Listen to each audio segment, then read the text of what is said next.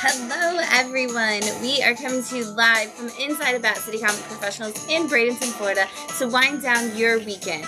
As always, I'm your host Shannon, aka Small Press Shann, here to talk to you about the latest and greatest in indie and small press new releases. But, of course, if we're going to wind down our weekend, we have to have some wine. So this week we are drinking a Chateau Recougne, which is a Bordeaux, I believe. Yes. Okay. I have to always look at the bottle. Which I'm really excited about. It smells delicious already. I can actually smell it from here. And so we're gonna take a drink out of this, see how we feel about it, and get this show started. Oh my gosh, Matt, you have to try that. That's really really good. It's got a lot of flavors in it. Oh, wow.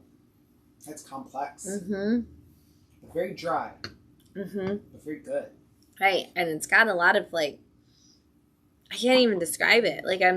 There's so many different flavors. There's a little bit of spice, but there's, a smoothness to it. It's kind of a little florally, but it also still has the fruit. There's so much going on. And I can't pinpoint one exact flavor. Do you have anything that stands out to you on that so far? Oak, but I think there's also cedar maybe. There's something else there. It does kind of smell more like cedar than oak to me. Mm-hmm. It's a good point. That is a smell that I can always pinpoint if you yeah. It's got a weird medium body where it starts light and then it gets thicker once it's in your mouth. Yeah. It's crazy. It's a good wine. I'm so excited to drink this wine. We're going to drink it throughout the night. Is this one that you can find at just a local store? When can people find this? I think that I got this at Total Wine. Total Wine? And I think it was about $13.99. Not bad. $13.99 for a nice French wine. Really good. We're going to drink this throughout the show, and we're going to be talking about it as it opens up because I have a feeling it will, and some other things. Speaking of things, we had a lot go on this week at Bat City. We had, oh my gosh, what did we have? We had Zine Night on Wednesday, which was really awesome. We made some incredible women empowerment theme zines for our collaborative zines. So people were making really cool things about what, a woman who inspired them or something about women being inspirational, which was awesome to see the characters and the real life people that have inspired just everybody who comes through the store. We also had Fresh Start Book Club this past Wednesday, which was awesome. They got to read the first issue of Wicked and Divine and have a great conversation. And then yesterday we had comic creation workshops with kiddos in the community. It was awesome. We got to make some really cool stories. We'll be posting pictures of that pretty soon because I have to get those up so you guys can see all of the great stories and all the awesome art. We had some talented kid artists yesterday.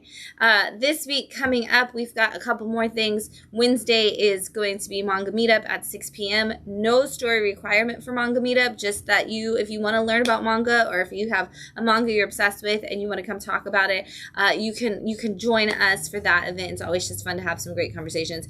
We also have Ladies and Non-Binary Nerd Night on Thursday night at 8 p.m. after the store closes. Come out and just hang out and have some fun. And then Saturday at noon is going to be our Story School Linkers meetup which is our kids book club, and we'll be reading a story and having some fun for that. There's also some big announcements that are coming your way that are going to be posted up tomorrow for some other secret surprise things that are happening this week. One of them I will tell you is that we will actually be closed on Friday because the Bat City crew is heading out to MegaCon in Orlando on Friday, where we will be running a panel essentially doing this. We're going to be talking about the indie revolution and how the indie comics just continue to grow. And so we're going to be telling you about some small press publishers and all of the books that you need to be checking out for them at the time. And so if you're at MegaCon on Friday, 12:45 p.m., come see us. If you are not, don't come to the store Friday. But I will say, mark your calendars for Secret Surprise for Saturday and Sunday because you are going to want to come for those days. And we'll be announcing why exactly you want to do that tomorrow on our social media. So follow along so you can see that if you're in the area. other things to don't forget about kind of thing, put on your calendar. March 28th is the Bradenton Art and Music Festival. There is going to be a quarter-mile almost experience of comics. We're going to have comic artists out there. You're going to get to become a comic artist. We're going to make some zines. We're going to have all kinds of really cool stuff that coming your way. Plus, make sure you are following us on our social medias at Bat City Comic Books and all over, because we are going to have a huge amount of stuff going on in April, and we are also going to have free comic book day coming your way on May 2nd. So there is so much coming up soon at Bat City. You're not going to want to miss it, so make sure you're following along. We also post our event calendar on our website every month, so you can find it there. But you know what? You're not here to talk about events. You're here to learn about all the latest and greatest in indie comics. So we are going to jump right in, and we are going to kick it off with Transformers issue 30 from Image Comics, Skybound, and our Energon universe. And this is just has been heating up so much. If you aren't following Transformers, it has been insane as we've transferred to the Kirkman Dan Mora team, because we have gotten to the point where we're in that same battle, you know, as always, of Decepticons and Autobots. And we've learned in this story that it's actually been going on way longer than we have ever known. And they have ended up on Earth. And finally, we have our group of people who are still, like, fighting the fight on Cybertron coming in. And kind of, you know, Elita 1 is just like, Optimus, you have not been fulfilling your role as our Prime, because your people are dying on Cybertron and the war is still raging and you're here on Earth. And he's like, well, it's my responsibility to stop this, and the Decepticons have come here and we've brought our war to this planet, and I need to deal with that. And in this issue, Alita's like, well, if you're not going to be the leader of our people, then I'm going to challenge you to that authority. And Optimus is like, that's not how it works. Like, we're not going to do this. And Alita's like, we have to figure out who's going to be the Prime and who's actually going to stand for our people. And some choices need to be made. And some choices are made. And I don't want to spoil the back half of this book, but too much. But it is building up for something even bigger. And if you are a Transformers fan and you're not reading this series, you definitely need to jump in. And honestly, if you're somebody who you're like, I've always been like, you know, on the side and like fringe kind of Transformers fan, I actually think this book is great for getting you into it if it's something you've considered maybe someday popping into that fandom. We've got Witchblade, issue 19 from Image Comics and the Top Cow imprint. I have really, really been loving this Witchblade series. It was never one of my, like, big titles from, you know, the 90s. And I was really curious to see what Marguerite Bennett would do with it. And as we are entering into a third arc of this story, it has just continued to get cooler and cooler and just build on that. It does still follow Sarah, the officer of the law, who's kind of trying to deal with all the corruption in her city, who does get the power of the Witchblade, which is like this ancient talisman that helps her to fight against evil. And so she's had a bunch of big adventures and some small ones along the way, but now she's kind of dealing with getting used to the fact that she does have the Witchblade. She's made some choices, and recently she's found herself in this battle against this woman with the green hair who just keeps showing up for some reason at all these different places, and she's not really sure what's going on. In this issue, we actually do get to learn what that something is, even if Sarah doesn't. And so we start to see where this is going to take us, and I'm going to flip back to this page because it looks really cool. Where we start to learn what this is going to take Sarah on her next big adventure, and we're also starting to see her kind of come into that power, but also like realize that some of her friends and the people around her aren't the ones that she necessarily wants to keep building with. I'm really curious to see how this is going to continue to cross over with the Darkness now that he has his own series as well, but I do like that they have just really fleshed out the Witchblade story in a new and exciting way. We've got Gotcha Man, issue 16 from Mad Cave. If you're fans of the classic Gotcha Man anime, this is a great series to be checking out and getting some more of those awesome adventures. This follows the Science Ninja team as they are trying to have a day off. They've been scheduled to watch this area that's near these ski slopes, and so they're like, what if we took the day and we actually got to go play on the ski slopes? We haven't seen Galactor in a hot minute. And while they're out there doing that, they actually find themselves dealing with some members of Galactor who are trying to destroy the base that they're supposed to be watching. But they aren't the only ones trying to take Galactor down. They actually find themselves going up against a rogue agent of some sort that they don't know, and they're trying to figure out exactly where this person comes from and what it is that they are up to. And they seem to think like Science and Ninja Team would not have anything to know about this if that was the case of a rogue agent out there. But they are not always in the know of what's actually going on at their organization, and we see that in this issue.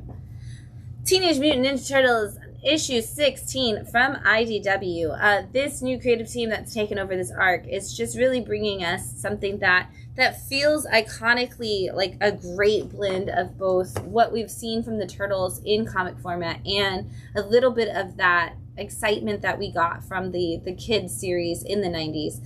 This is following where we've left off in the Turtle series, with our team finally getting back together and starting to actually learn to work together. And over the course of this new Ninja Turtle series, they've been saying that they all kind of heard Splinter talking to them, even though at the end of the last 150 issues we thought Splinter was dead.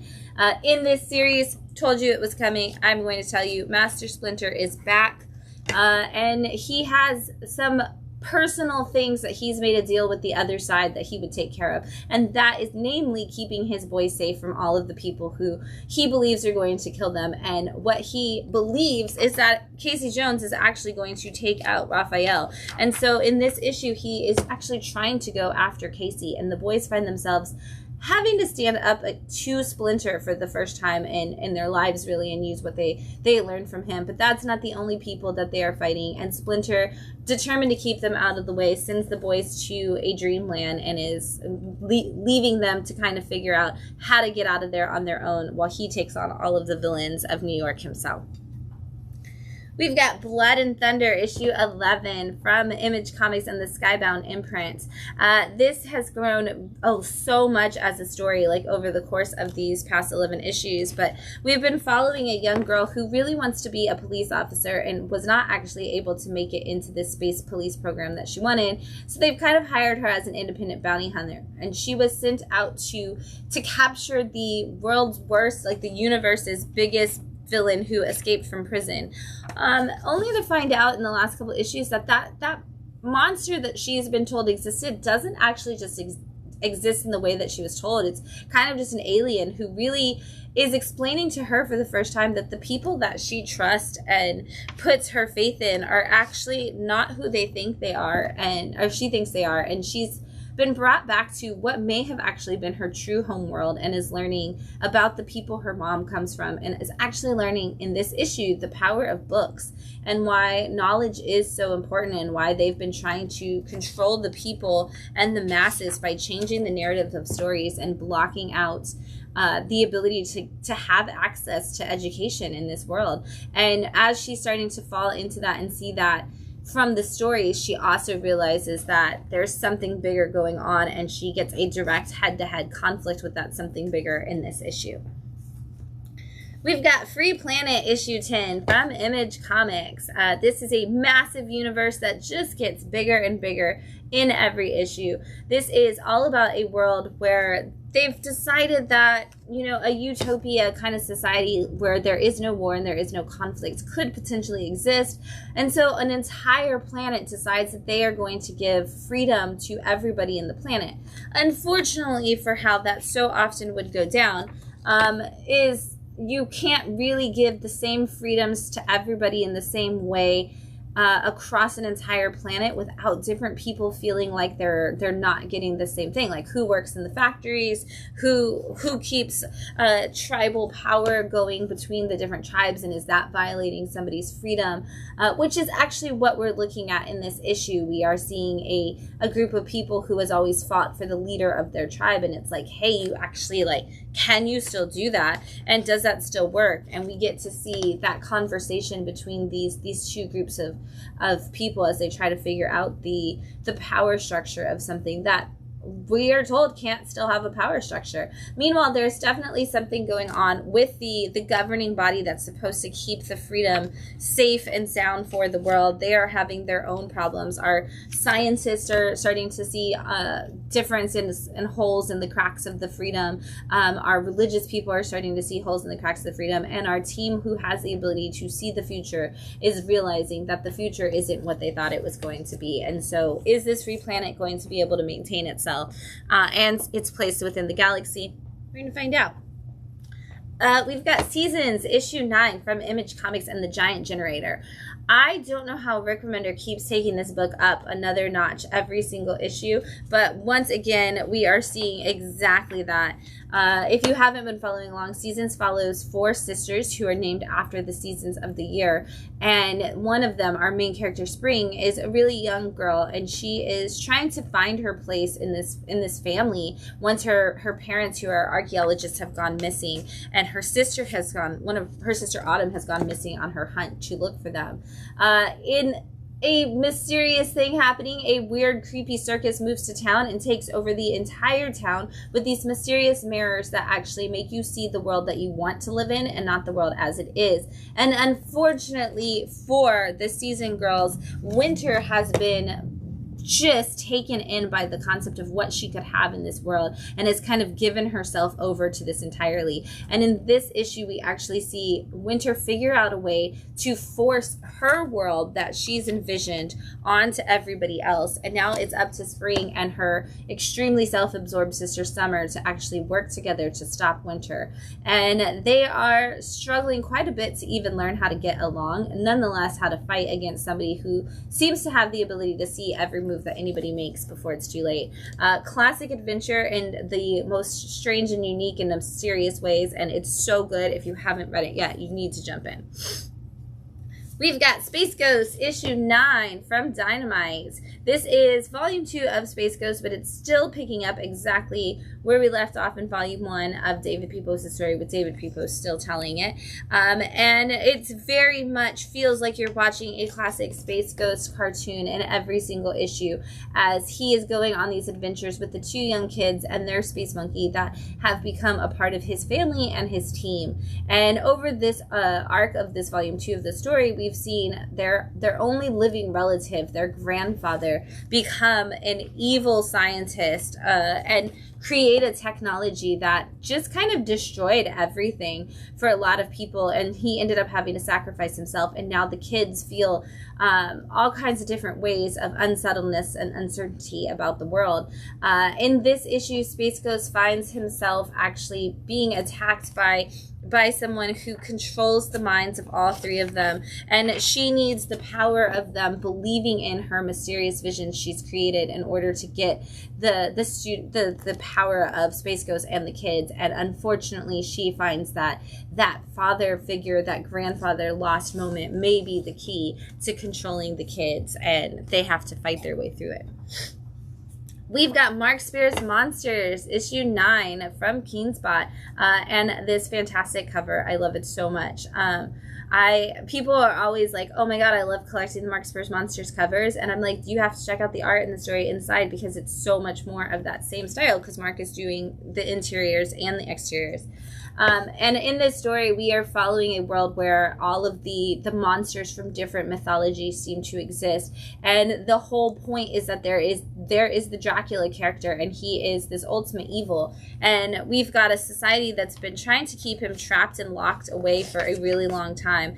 And unfortunately for us, that may not be able to happen. There's also an evil witch who could possibly be the only balance point to keeping Dracula locked up. And as everything gets really crazy and all the different sides are getting mixed up, we go a little bit more mad, and we bring in a Mad Hatter to our story, and the police have just caught him, and they are investigating him in this room, in this issue, and we actually get more of what the story is about and more of what we need to look forward to and what is coming and all of the dangers ahead of us from the Mad Hatter. But how much can we truly trust when he is actually, mad? He is not a reliable narrator, and yet this is kind of the only information we know about these different societies of people and the slayers and the people who are coming for them. And we find out that this hatter has been trying to collect hearts for the queen, for his own queen, and the way he does it, they must always be Alice's heart. And so he's telling us the story of all of the different people he has murdered and attacked in order to get these hearts. And so we get to see his monstrous story at the same time as he guides us through the next one. Definitely my favorite issue so far, and not just because of the Alice in Wonderland thing, but just to see that story come together, and the twists and turns that Mark first throws into that issue are so good. We've got Bullet Adventures issue 6, and this is from, oh my gosh, I always get the publisher wrong on this one, and I went to Altruist Comics.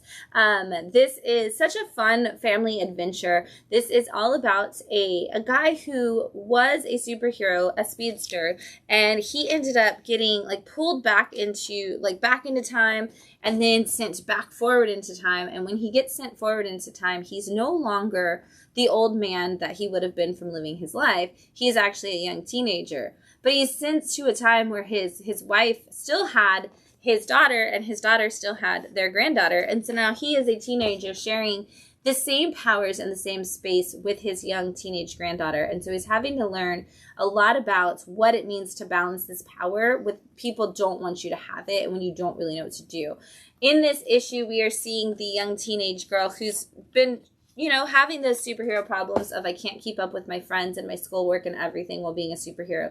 She's trying to make it all right by going on a field trip with her friends to a theme park, only for that theme park to be attacked by an evil scientist who wants to figure out the speedster powers and how far they can actually stretch. And so she is having to deal with a villain attacking the theme park while her friends are all in it, and balancing that, I got to break away, what's going on, and maybe realizing that it might be time for her to actually tell somebody at least what's going on in her life. Such a good family adventure story. We've got Marian Heretic issue 5 from Boom Studios. This is the wrap-up for now of Marian Heretic, but I'm really hoping Teenie Howard's going to give us some more to this story.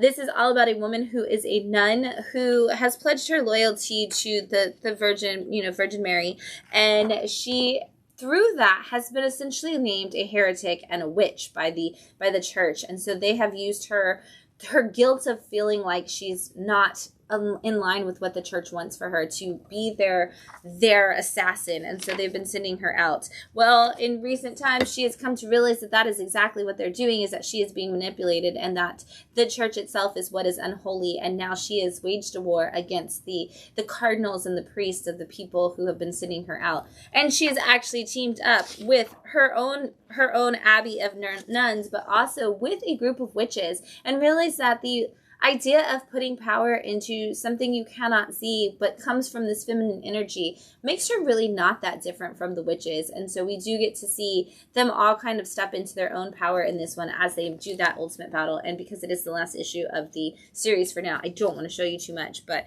definitely a great adventure that Teenie created.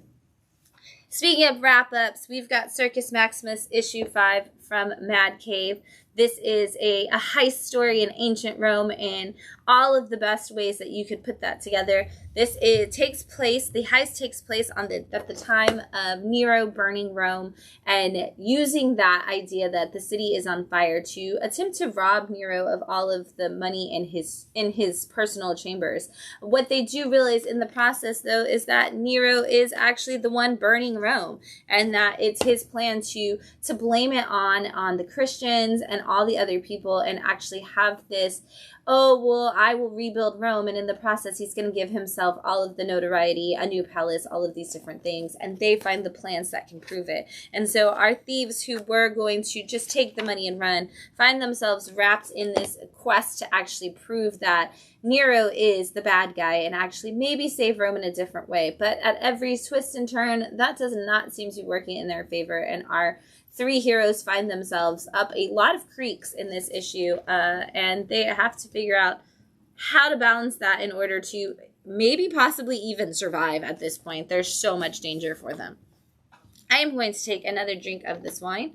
We are drinking Chateau Recougne, which is apparently not about raccoons. I don't know. I didn't see anything about that, but I was like, is the, you know, I keep saying it, and then I'm like, not raccoon, raccoon.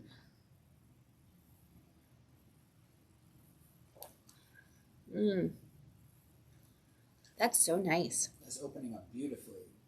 I feel like it's getting more floral flavors in it as it opens up, but not like strong flowers, but like maybe like you said, like cedar. Like maybe it's more of like deciduous tree than flower. Yeah, definitely. I love French wine because it has that kind of cedar thing, and then it's regular red fruit, but then there's like a floral thing to it. And that's why it's like, is it just like, is there actual like flower to it, or is it just like something with the tree? I don't know, but it's delicious. And it's interesting that we keep bringing up the trees because they did choose to put like pictures of all the trees in there. So I wonder if the trees that are in the vineyard are actually just like in help, like the pollination of those trees is changing the flavor in some capacity in this wine. Very classic French bottle too. Very classic, very delicious. All right, we're going to keep going. We've got Die Loaded, issue 5 from Image Comics. If you didn't read the original Die series, guess what? You totally don't have to. You can actually jump into this book just as it is, which is a fun way to actually learn about that world. But if you don't know the Die universe, basically a guy creates a role-playing game and everybody gets sucked into it and their lives are then in extreme peril and danger. Lots of people die. They get out. They get sucked back into it. More bad things happen. And now, at the beginning of this volume, we are seeing people at a funeral for one of the characters from the original Die world who actually died in the Die world. And after the funeral, a bunch of people who were never in the Die universe, who kind of had to live their lives on the outside of everybody else's experience, find themselves suddenly sucked into Die, and now they're in the game and they're having to deal with what's going on, and they're all connected to different people who experienced the game the last time, and so they all kind of have an idea of what's going on, but also at the same time have no earthly clue what is happening. I absolutely love this page, so I had to show this. This girl traps somebody in a maze, and the fact that they like tell the story through this maze was really cool. And we get to see the tension kind of mount as we turn the page. In this issue, that is what we're dealing with, is we have to find the game master. And unfortunately for us, the game master has a very large chip on her shoulder, and it is going to lead to some dangers of its own. So good. So good. Kieran Gillen, always. We've got High Strangeness, also issue 5, and this is from Oni Press, and I believe this might be our last issue, but don't quote me on that. This is kind of an unconnected anthology of just the way strange things happen throughout time, and which is why I think that this might be the last one, because it is called Infinity, and it starts with a person talking about their experience in a restaurant, in a diner, and wanting to have met somebody, and not taking the chance to get up and actually go say hi and introduce themselves. And they find themselves suddenly like in this alternate space that I can't show that.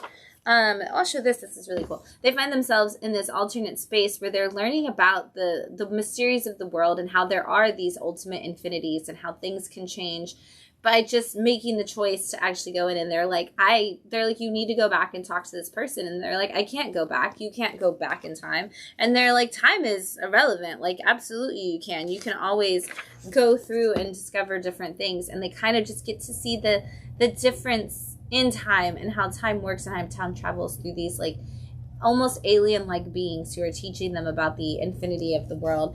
And I love just where this kind of leads us to, because it does show us a little bit of the other stories, a little bit of the past, a little bit of our experience, and gives that chance to like, what would you do if you could go back? And it's done in this like crazy stylized art, which it has both Christian Ward and Dave Chisholm on it, which is like Christian Ward wrote it and then illustrated it, but then also brought in Dave Chisholm for some of the illustrations. And so you're just getting a lot of crazy design in that story. We've got Harley Quinn and Elvira, issue 5 from Dynamite and DC Comics. What a fun, crazy story this continues to be. I don't know how much further that Jimmy Palmiotti and Amanda Conner can push this, but let's keep going.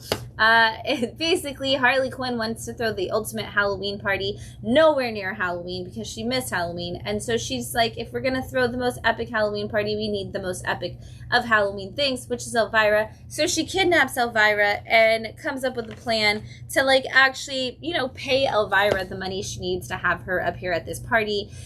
Except Harley Quinn doesn't have any money, so she's been on this quest to kind of steal money, which led her into some dangerous situations. And so her and Elvira are on the run. They ended up going to Transylvania to hide with Elvira's friend Dracula. That doesn't seem to work out for them. The Brides of Dracula don't like that.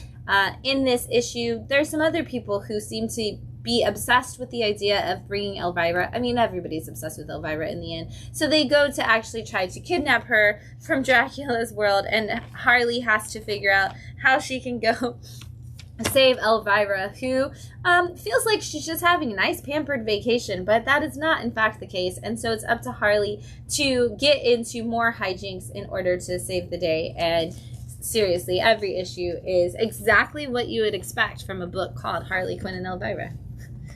We've got Cyberarchy. This is issue 4 from Mad Cave. I believe this is maybe our wrap-up. It felt like, let me see. Does it say the end? I feel like it was the end. This is a world where we are actually experiencing, yes, this is the end. We're experiencing technology and the way that, like, technology kind of impacts us and the world around us and all the things that could come in a positive and negative way from that experience. And so in this issue, we are actually hearing from the robots and the AI that took over, and this robot is specifically like, this is how I did it.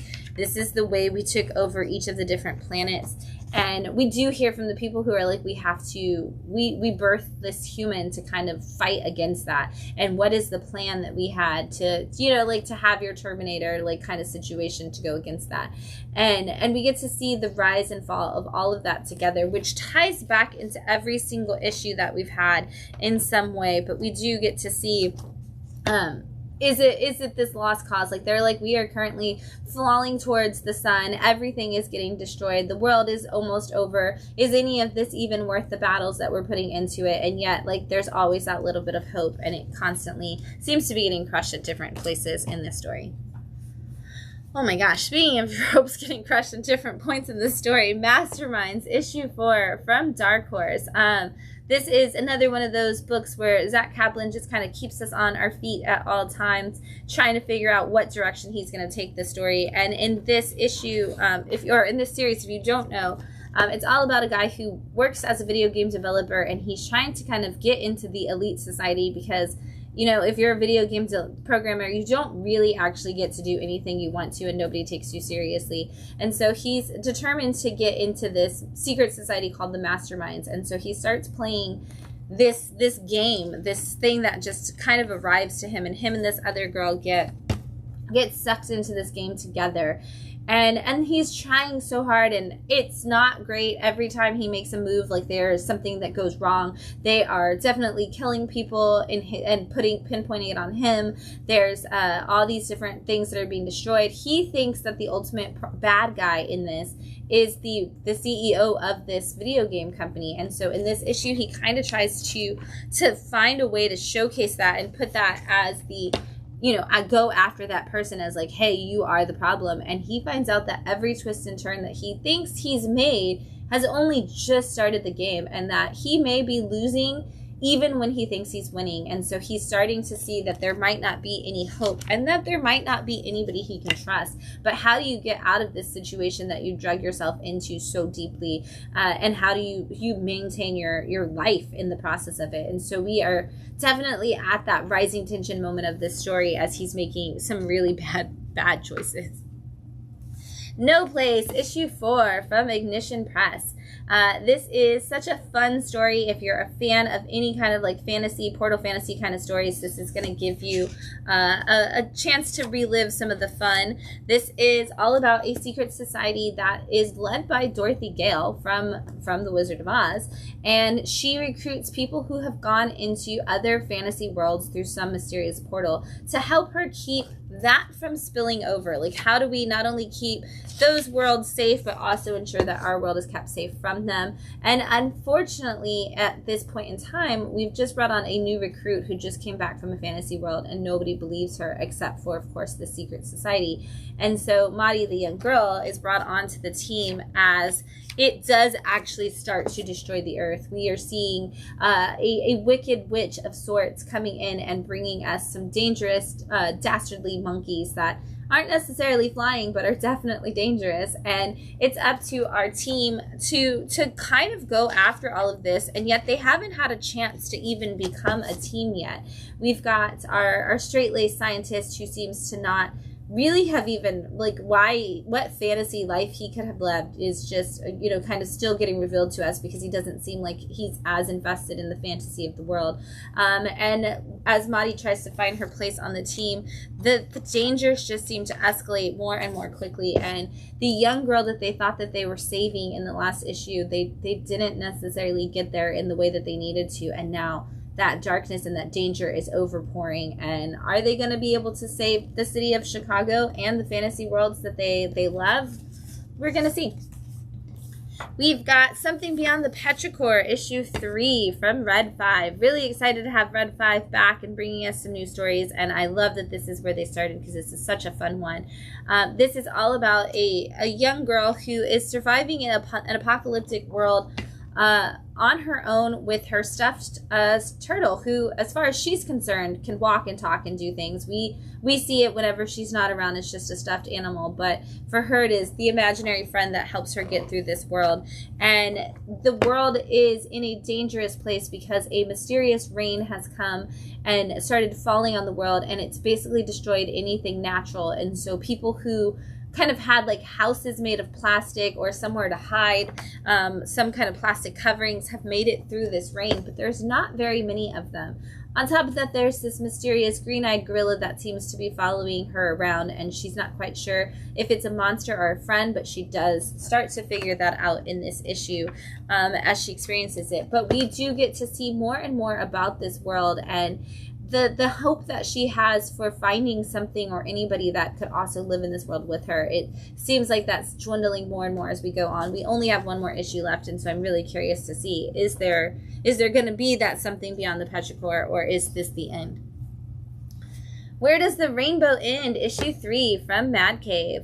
This is such a fun book, and really building out a universe that we got to see in Love Me and from the same creative team. And so they're going back, and this is a prequel story to that, and it's giving us just a fun story. It's all about a young girl who was found by robots as a baby and has been raised in this robot junkyard in a world where we're kind of at the point where robots are doing a lot of the human jobs, and so humans hate robots hate each other. There's like robot gangs, there's human gangs, there's so much going on.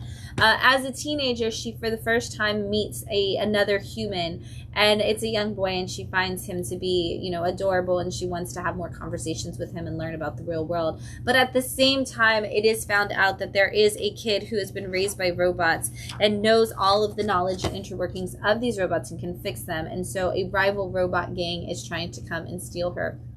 And in this issue, they make the mistake of stealing the young boy that she's recently become friends with, and it's up to her to figure out how to go after these robots and save them, and how to understand that the world isn't as safe and beautiful as she thought it was, and what that means for her. And I definitely love what that means for us as readers from Love Me, because we do actually get to see how she became the person that she is, and how she could have that robot experience later on that's so important to her. One Last Trick, issue 2 from Midnight Factory. This has been a long time coming, and I'm glad that we finally got this issue 2 because it's such a cool story.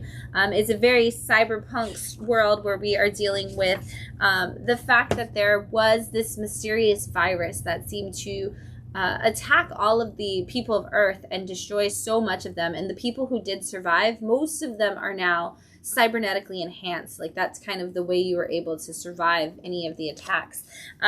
Meanwhile, we learn that there is this evil, you know, in the first issue we learned that there was this slumlord, this evil guy who kind of maintained all the power and corruption of this world. And so they have decided that there's a group of rogue agents who are trying to take him down, and they call in this one escort to get her to get close to him to get the information. And when she does get that information, she goes on a run. She finds herself having nowhere to turn to but these rogue agents, and she's realizing that she may have put herself in a situation she wasn't quite prepared for. And who is the good guy, who's the bad guy, and is she gonna be able to kind of just go her own way, which is all she really wanted. And who actually started this virus and where did it come from? We're starting to see pieces of that unfold in this issue. Escape from Skull Island issue 2 from Titan Comics. This is the follow-up to Skull Island. If you didn't read that, you can jump in. You'll just have a little background of the different characters that you kind of have to piece together as it goes. But this was the story of a bunch of people who ended up trapped on Skull Island. And in Volume 1, we learned that some people have disrupted King Kong's peace on that island. And now there's all these monstrous titans that are coming out and attacking Kong. And he is getting sicker and weaker as the story goes on. And so these kids who have been living on this island are trying to do their part to save Kong. In the end of that last one, we saw the adults back home wanting to come and save the kids who are trapped on the island. And now the adults find themselves trapped on the island as well. And it's kind of a power struggle at this moment, because the kids who have been on the island, they're the ones who know how it works, but the adults, of course, think that they're the better choice to lead. And we're having to see this kind of situation go back and forth where the kids are like, you're not in charge of me. I've lived on this island without you. Meanwhile, we're dealing with some pirates and some people who are causing some problems of their own, and our only way off the island seems to currently be out of reach. And so is there going to be a way to recover that? I don't know if we're going to do it in one volume. We might be escaping from Skull Island for a little bit longer. We've got Dork issue 2 from Image Comics. This is the hot series Dork that everybody came out and grabbed. I hope you also grabbed issue 2 because the story just keeps building, and you need to dive in and actually check it out. This is from pretty much the entire team of I Hate Fairyland minus Scotty Young, and so it has a very similar feel as we follow a young dwarf who is half dwarf, half orc, or a dork as we have, and he is trying to figure out a way to kind of make it through this world without being this berserker killer that he finds himself being. And he has a talking shield and the ghost of a chicken that follow along with him, and he has been trying to make his way to this mysterious place where he can get the answers he needs. Unfortunately, a hit has been put out on him, I guess is the way to say that. And so every assassin in the realm is actually trying to find him and kill him. And while he is climbing up a mountain in this issue to get to a safer place to travel, he ends up running into these time orphans, who are these kids who have the ability to suck time off your life every time they stab you with their weapons. And he must figure out a way to fight them without actually hurting the children, because he doesn't want to do that. And in the same process, he ends up having a run-in with the Time Lord who created these time orphans, and has to battle against this guy in order to figure out how to get his own time back, as well as maybe some of the other people's. It's just very fun. If you are a fan of I Hate Fairyland, this reads exactly the same, except he has more heart than Gert. He's not trying to hurt people, whereas Gert is definitely trying to hurt people. And so it's funny to see that balance, and I really do hope that they cross over at some point, because I would love to see them interact. We've got Bleeding Hearts issue 2 from Vertigo. Really excited that DC relaunched the Vertigo line of comics, and we are seeing some great stories kicking off right here with Dennis Camp's Bleeding Hearts. If you are a fan of movies like Warm Bodies, this is going to be a great one for you, because this is all about a young zombie boy who realizes that he actually has a heart that is still beating, and he's not quite sure how that is. And in issue 1, he kind of explained to us the way the zombie world works, and also kind of showed us around asking other zombies, like, hey, do you still have a beating heart? Can you hear that sound? And never really wanted to expose what that meant. But we also learned that because he has a beating heart, he seems to still care about humans and wants to protect them. And in this issue, we actually are following a mother and daughter who have gone through it. The daughter herself was born during the zombie apocalypse, and they've lost so many people along the way, and the mom is very nervous that something's going to happen to her child. And in this issue, we actually get to see them cross paths with our little zombie, and what that might look like in if he really is good or not, and what could be the possibilities of what could come our way in the future. And I love the way that Dennis is building this story out. Absolutely, definitely pick up this book. I believe second prints of issue 1 are on their way. Actually, I know for a fact they come out on Wednesday. So if you didn't actually get a copy and you are somebody who wants to read the story, second prints are hitting local comic shops, I believe, this week. So time to check it out. Archie, Army of Darkness, issue 2 from Dynamite. Archie has found a way to cross over with pretty much everybody in the world, and he's going to keep going until he actually does it. And so in this series, we get to see him take on a job at the S-Mart, where he is working for his new boss, Ash. And all he really wants is to actually be able to give Betty and Veronica these new hot toys that they are so into. And so he's got this job, and he's working his butt off to raise the money for the experience. And he finally does, and he's able to actually take those out to the party that Reggie is throwing at his cabin in the woods, which is definitely not a setup for something dangerous happening.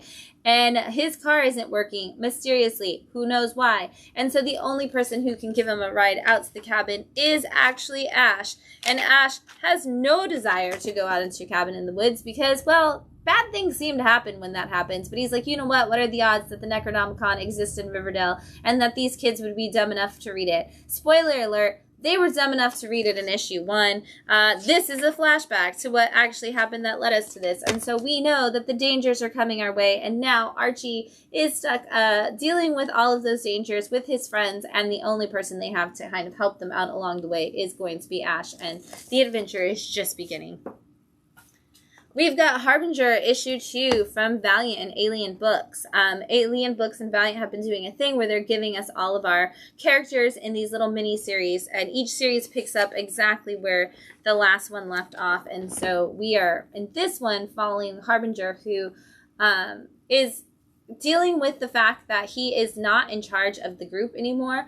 He has, this is Obi, he's always been in charge of the Harbinger team and all of the people, and he is like, I'm not in charge anymore. He stepped down. His girlfriend is now taken over, and Obi is like, I've got to go deal with some other cases and some other stuff. And so he has been in this prison that has power dampeners to keep all the other Psiots from having the ability to attack. And he has been working with the ambassador on some interviews, and she is the warden of this prison. And while they're there, somebody has shut down those dampeners and let all the prisoners out. And so in this issue, he is dealing with the fight for his life to figure out how to save this ambassador, but also how to get all of these prisoners back in.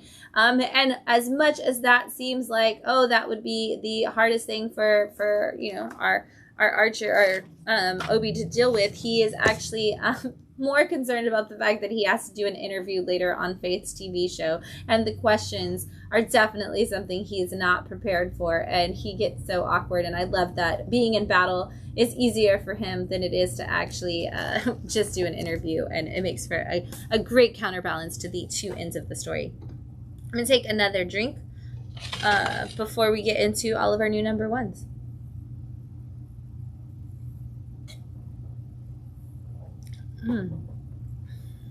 Wow, that's like spicier now too. There's like so much more flavor. What a good wine. What a great wine. Like every time we've taken a drink, it's been something new and exciting. I'm really, really happy with this choice. You did a great job. And it is, I said it was a Bordeaux earlier, but I didn't tell you the breakdown. It is actually 78% Merlot, 12% Cab Franc, and 10% Cab Sauv. So, not any of the sweetness you would expect from a Merlot, but definitely has like the cut of a Cab Franc. And I think we're learning that we like French Merlot. French Merlot might be good. I don't know, but only seems when it's blended with something. We've not tried a regular French Merlot like without a blend. So is it the blend that keeps it like cutting and actually makes it something that we enjoy? I don't know. Sounds like we might need to try a straight French Merlot at some point. We'll see.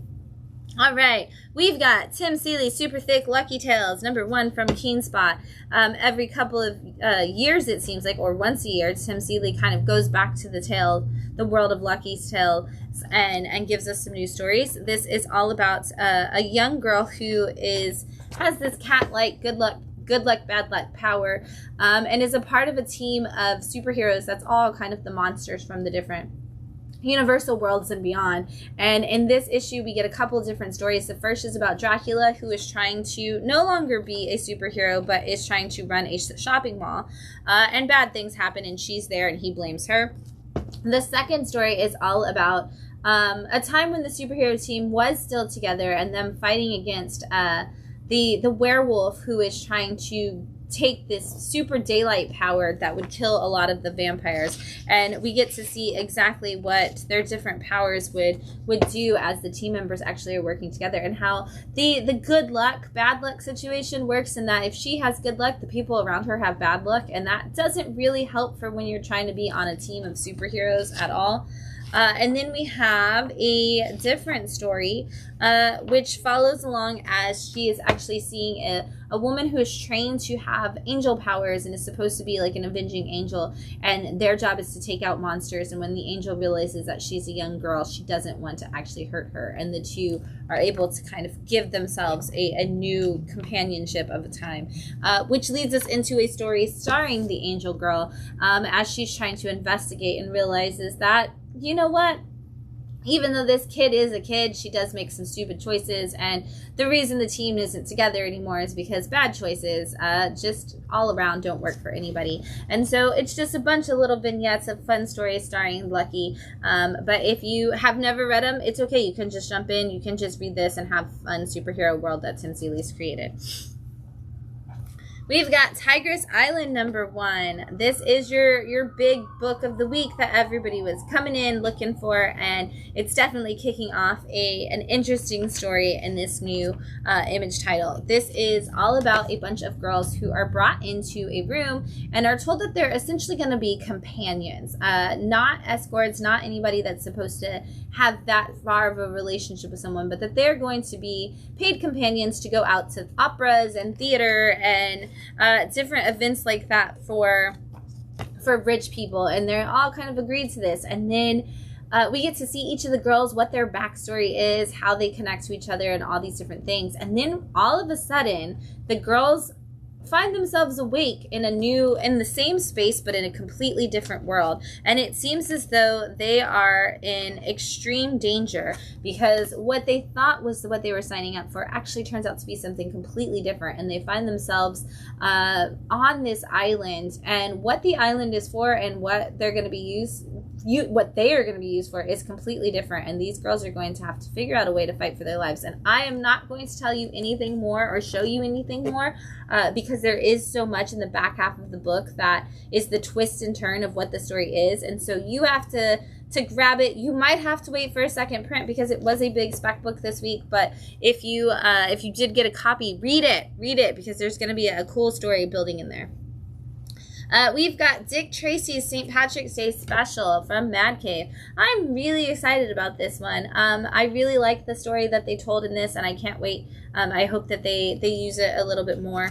But this is following along as a villain has come to the city and is determined to take out all of the CEOs and rich people in the town who are using their power for the wrong thing. People who are making choices that they shouldn't be making, and it's causing the working class of the city to suffer. And he has a calling card of leaving behind a 4-leaf clover, and Dick Tracy is on the case, him and Sam, and we actually get to see a little bit of conflict, something that we don't see a lot in the detectives, in that they have to decide, like, are they on the side of the murderer, or are they on the side of protecting the people who are already doing wrong? And it's interesting to see the way that Dick Tracy handles that, because he's always known for having that simple, level-headed mindedness, and he is definitely able to put that to work in a different way in this story. And then there is a second story in here at the back that deals with a couple of the other characters from the Dick Tracy universe. who have that Irish heritage. And it's all about, if you don't know, a very tall villainess in the femme fatale, if you will, in the Dick Tracy universe, who finds herself always going after short men, and that leads her to rescuing a guy who claims he is a leprechaun but may just be a thief. And she feels like once again she's made the wrong choice and gotten herself caught up in a bunch of mess that she should not have been in, and it's up to her and Dick Tracy to kind of figure out a way to repay that relationship. If you are like, I've been interested in the Dick Tracy series, but it's like 16 issues in now and it's so far in, this is a good way to jump in and see if this universe is going to be good for you, because it is just a one shot. You don't have to know anything about any of the ongoing story in the Dick Tracy world, but you do get to see some of the classic villains come into play, but also just get a good Dick Tracy detective story, honestly. We've got 51, number 1 from Mad Cave, also a big spec book this week, and also a really great story that you should hopefully have opened up and read, because it's so cool to see where this is going. This is all about a guy who, when he was a kid, him and his mom and his 2 siblings went out, and they were kind of all acting like children, and they convinced the mom they'll behave if they get ice cream. And in the process of going to the ice cream shop, there's an accident, and this boy kind of finds himself there while his mom and his sister are not making it through this accident, and he makes wrong choices from there on in his life and kind of becomes the kid who is the mess up, who's always just like high on drugs and drunk and doing all of the crazy things. Well, unfortunately for that kid, his dad becomes president of the United States, and he's kind of tired of dealing with his son being a mess up. So he assigns him to a place that is Area 51, and he's like, you're gonna go work there, and you're gonna do whatever the military people tell you. And so we get to see exactly what that entails, which is mostly just pushing a bunch of boxes around and coding them and not knowing anything that's inside of them. But once we do get some exposure to what might be in there and to what this team is capable of, we find our losers of, like, our lovable losers currently dealing with a lot bigger problems and bigger fallout than they expected, as this gets way worse for all of them. And it's really fun to see where this is going to take them, as they are now trying to recover a lot of disastrous moments that they caused in this story. I'm not telling you what they are until later. We've got Godzilla versus America, and Godzilla is taking on Portland this time. IDW is continuously bringing us these battles of Godzilla versus different parts of the country, and this is so fun. What I love about it is they try to get as many people from those different areas to tell the stories. And so the first story is all about Godzilla attacking, and the humans can't figure out a way to stop him. So of course it's up to the other great giant monster of the Pacific Northwest, Bigfoot, to come in and step in and kind of help protect Portland. The second story, I love this story so much. It's all about 2 people who are extremely hipstery, trying to figure out what Portland's hot dog is. And they've never had one, but this one food cart is going to actually create, is advertising that they've created the Portland dog, and they're going around the city walking to this food truck to try to figure out like what the Portland dog is. And while they're doing their own research of like their own guesses on what it's going to be, Godzilla is destroying the entire city in the background, and they are completely clueless because they're so into all of their weird hipster stuff that they're seeing along the way and trying to make their decisions. And so they completely miss this entire attack on the thing, and it's so great. And then we have a story about a mysterious video game that shows up inside of small businesses that are trying to be taken over by a rich CEO who wants to fade out all of the weird of Portland. And he is using this video game essentially to call Godzilla and destroy these businesses. And I love where that one goes as well. And then the last one is a story from Mark Russell, and it's all about if Godzilla was attacking Portland, like what would Portlanders actually do in those situations, and how would they come together, and how maybe just being the weird old Portland would be enough to actually make the monster back down and go away, and how you can never underestimate how weird can be powerful. Fun anthology. If you're looking for your city, they've done a bunch of other ones. We're going to talk about what they were in just a few minutes. We've got A Quiet Place Storm Warning, issue 1. This is from the IDW Dark line. I'm really excited about this series. I really like the Quiet Place movies, and I think this is going to be a really cool way to do this story. It is all about a small island in the middle of the Mississippi.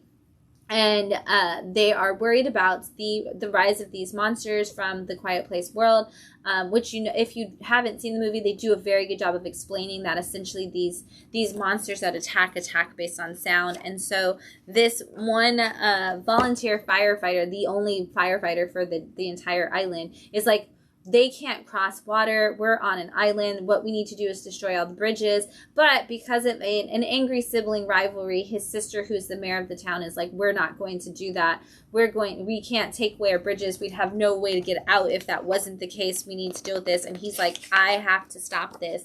And so we see his reasons for why. And we learn about the family problems he has, like, at home, and the things that he's worried about, and the fact that he is worried that he's going to lose his own family in this situation. And so he's running around trying to figure it out, but we do actually get to see that this is the flashback, and so we do actually get to see what happens as the Quiet Place world kind of comes to light and everything that happens in it. And I cannot wait to read the rest of this issue, or the rest of the series. And again, I'm not going to spoil too much from this issue, because if you've seen the Quiet Place movies, you know that there's so much tension that builds at each and every turn, and I can't wait for how that's going to play out in this story. And then we've got Ghoul Butcher, issue 1, or I guess just a whole thing. It's just a one and done from Strangers Comics. And this is all about a guy who is dealing with a zombie apocalypse. And he is, you know, he wouldn't have made himself the Ghoul Butcher if he could have stopped it. But here he is now, and now he's having to go around this town and deal with it. And in true, like, Strangers zine-esque fashion, anything that could be crazy could happen in this. And so since it is a small town, he is comparing a lot of it to, like, things that he learned about in the Bible, but also the people that are helping him are, like, the women from the strip club and, like, all these different things. And so you get this, like, weird dichotomy of people kind of jumping in to fight these zombies, and also, like, just learning what these zombies in this world are going to be. And it's all black and white and extremely, like, heavy inks in there. So if you're just looking for a cool zombie story and about, you know, a guy trying to defend his small town in the weirdest ways possible, this is definitely a cool one to check out. And it is oversized square bound, so there's a lot of action in there to be had. All right, I'm going to take one more drink before we talk about the picks of the week. So I'm like, I think this wine is a pick of the week. This is so good. Yeah, Chateau Recougne. So good. What? I say it out loud. I can't hear you. We do this every week. Yeah, we live stream. It's going to be on YouTube from now on. Okay. Yeah, so yeah, we're going to be doing the live stream on YouTube from now on. For the last 8 years, we've done the show on Facebook live every Sunday, but we're actually going to be moving it here on YouTube live every Sunday. So it'll be around this, like, 9:30 Eastern time every week, and we're going to talk about, we're going to always review a wine, and we're going to always have the different small press and indie books of the week. You can go back and watch the backlog of all the videos from the last few years on YouTube right now, but you can also make sure that you schedule time to come and join us every Sunday night as we talk about the books. And one of the things we do every week is we pick 3 picks that are our favorite picks of the week. And so these are the books that it's like, yes, all of these were amazing. And if you watch the show, you'll know that I will gush about all of them and be obsessive about every book, because we should just read all of the comics because they're all good. But there's always 3 books that I'm like, you have to go to your local comic shop, and if they don't have them in stock, request that they get these indie and small press books in. And so we're going to kick it off first and foremost with The Other Half, number 1 from Ignition. You'll see as you watch the show that I love a good, like, mystery. I love those classic, like, stories of whodunits and things like that. And this is going to give us a great one kicking off already. This is about a a married couple, an odd couple, as it were. We've got the guy who's from, he literally says he's like, old money, my people. But he's from the old money, but he's been kicked out of his family for being queer. And so he still has a lot of like friends in the rich community, but he is, you know, kind of dealing with the fact that he married a guy who is a PI and doesn't have any money and is way more of the like down to earth blue collar guy. And so they're trying to balance out this love affair that they have, this relationship that they have, and learn from each other. And so what is actually going on in the story, though, is that the two people go to a holiday party where they meet their friend who runs the local museum, and she's got a job opportunity for our one character, and she's like, I'm gonna bring you in and you're gonna come in to be the guy who maintains the safety of this massive diamond, and you're going to, it's now the crown jewel literally of our museum, and we want you to be the person who oversees it. And so she's like, but I need both of you. So Henry, who's the PI, she knows he has experience with thieves and the ability to kind of detect this, and so she's like, I want you to try to steal the diamonds so we can see if all of our technology is working. And Ethan, you know the diamonds, you know the rich world, you know the community. I want you to kind of help with security, but also help with getting people into this museum. Well, as you would expect, the museum puts the diamond in there. Everything seems like it's safe. And of course, we're setting up this story, so we know where this is going. The diamond is stolen, and now we must figure out what happened. And these two are going to have to essentially, like, Freaky Friday,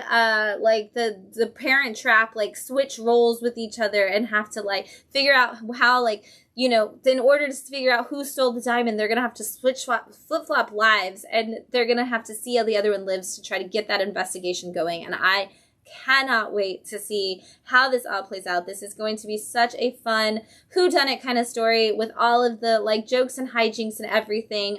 Great couple already. I have a feeling that when we do the Batastic Awards, we're probably going to be talking about them as one of like our best couples when we get into 2026, the 2026 awards, because they're already, I love them so much. All right, we have the end of Crownsville. This is issue 5 from Oni Press, and honestly, like every issue of Crownsville has been in my picks of the week, and so it's not surprising that Crownsville's wrap-up would be as well, but I'm always really hypercritical when it comes to the last issue on whether or not it can be a pick of the week, because I'm usually like, did you nail the ending? And a lot of times, I'm gonna be honest, it doesn't, or it leaves it like too like open, or it doesn't like find the footing that it needed. But Rodney Barnes nails it in this one. He absolutely gives us the ending that we need, and so much more. If you haven't read Crownsville, it is the story of an asylum in a small town that when in the 1960s was doing experiments on children of color that they were taking from the streets and from their homes, and nobody knew that this was happening until a woman who is the mother of a reporter passes away, and she on her deathbed says, I need to absolve myself of this, I need to tell you. And now he is like, I don't know what to do with this information. And so he starts looking into it with a friend of his who's a detective. And they find all of the information of what actually happened to these kids, and realize that those who are dead don't always sleep forever, and these ghosts are coming back for the community at large, and it's up to them to stop it. And in this issue, we figure out whether or not that's possible, and we get to see all of the little pieces. Like, he ties all those threads together to give us an ending that just works so well. And lastly, I'm so excited. I literally took this out of the box and was like, this is my pick of the week because I've been waiting so long for it. We've got The Exorcism at Buckingham Palace, issue 1 from IDW. This is the follow-up to the smashing success Exorcism at 1600 Pin, which was optioned recently, which I'm so excited about. Hannah Rose May tells such a fantastic story in Exorcism at 1600 Pin, and now is doing it again in England at Buckingham Palace. If you don't know, or if you didn't get to catch this issue, we don't have to have read Exorcism at 1600 Pin. They are going to connect in little ways, but not in ways that you really need to see. And so this story is all about the King of England having to deal with the fact that he sends his family out on a quest and their ship is sunk. And of course, you're not supposed to send the whole royal family out on one ship anyway, but he did because he thought he was making a good choice. And now all of his heirs are lost at sea except for one, which is the son of his daughter who died from addiction long ago. And so this guy who's had his own dealings with addiction is now the only person left that can be the heir to the throne. And the king needs to make that choice and find a successor in the next couple of weeks because of his own issue. Well, the thing about this is that this guy also believes that there is a curse on the family and that there is this darkness that lingers in the palace that is trying to take the members of the family down, and he believes that's what happened to his mother. And of course, the king is like, that's just addiction. There's no curse. There's no demons. There's none of this stuff. And so he brings this guy into the palace to start trying to train to be the king. And darkness immediately starts to consume everybody connected to this. And we're seeing it faster and faster in our young prince, our king to be. And we are going to get some crazy, creepy stuff. It's going to be awesome. Hannah is telling an amazing story. We do get to see little bits of how it may connect to something that happened in Exorcism at 1600 Pin, but again, it completely can stand alone. You don't have to read it. And if you miss Exorcism at 1600 Pin, do yourself a favor and don't sleep on this one. Grab this because it's anything like the last one. It's going to be a fantastic story that's going to give you all of the creepy feelings and yet still give you something exciting to follow along.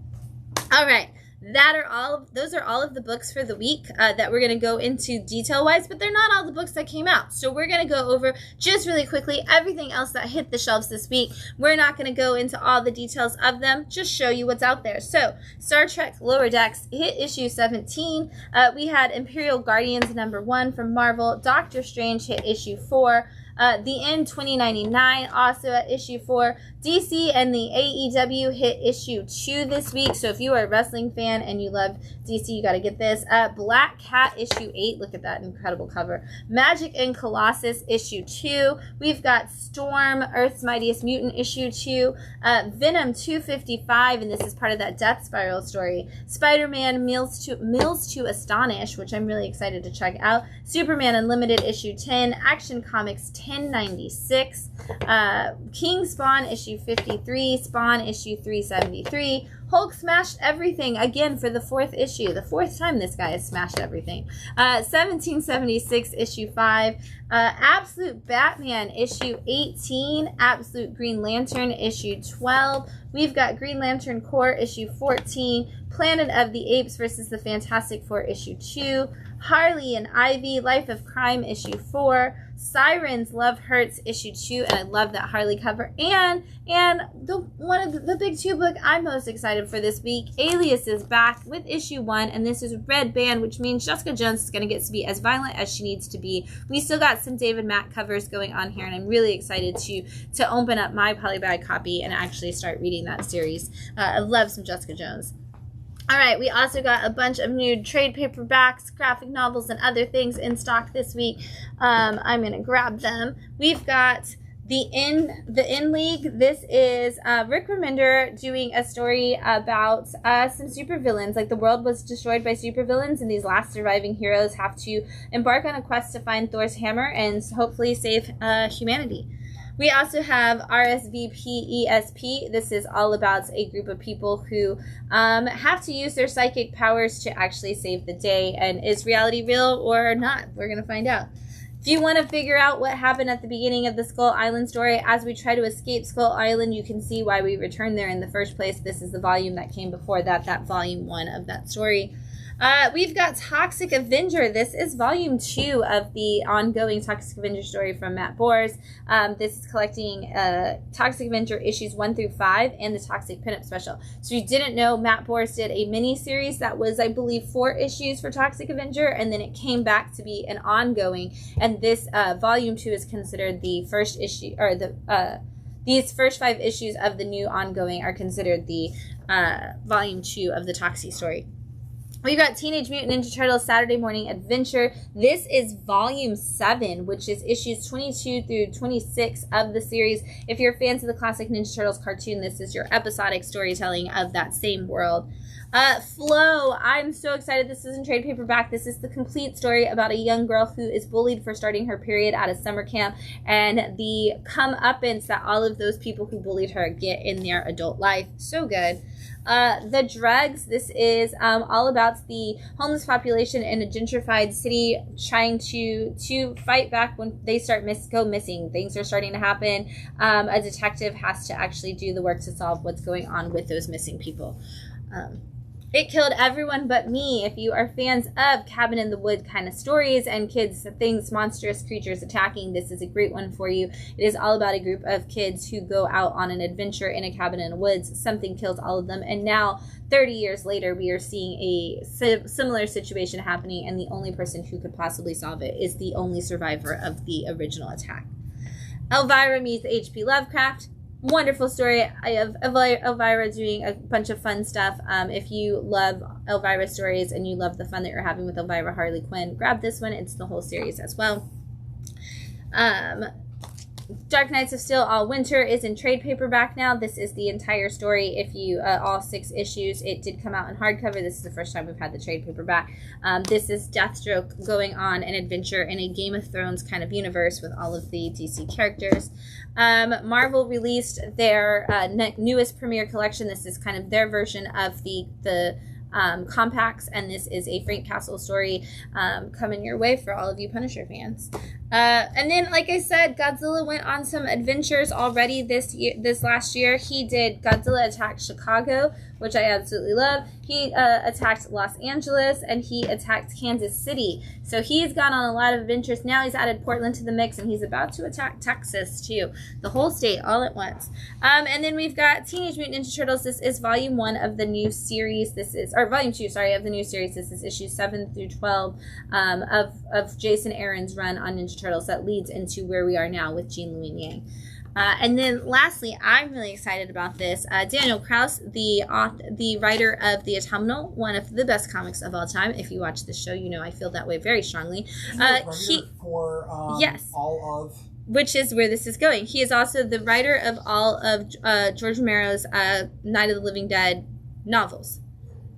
What? I was going to say Guillermo del Toro's. All of Guillermo del Toro's as well. But this is actually specifically about the work he did on those, how basically Night of the Living Dead like saved his life, and all of the work he got to do, and what it was like to take on telling somebody else's story and actually putting that in there. And so this is, going from like this low budget filmmaking and all of the storytelling that went into that, and how you actually turn that into a story, and how it created the writer and the world of writing for Guillermo del Toro and all of the work he's done since then. This is a novel. It's not a graphic novel. This is just like Daniel's memoir essentially of that time. And I thought, what a cool way to support that comic writer telling that story that got them there.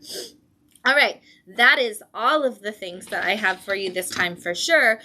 So much going on. Don't forget this Wednesday, if you are local, we've got Manga Meet at 6 p.m. Come out and talk about all your favorite mangas. Ladies and Non-Binary Nerd Night Thursday at 8. Story Spelunkers on Saturday for Kids Book Club.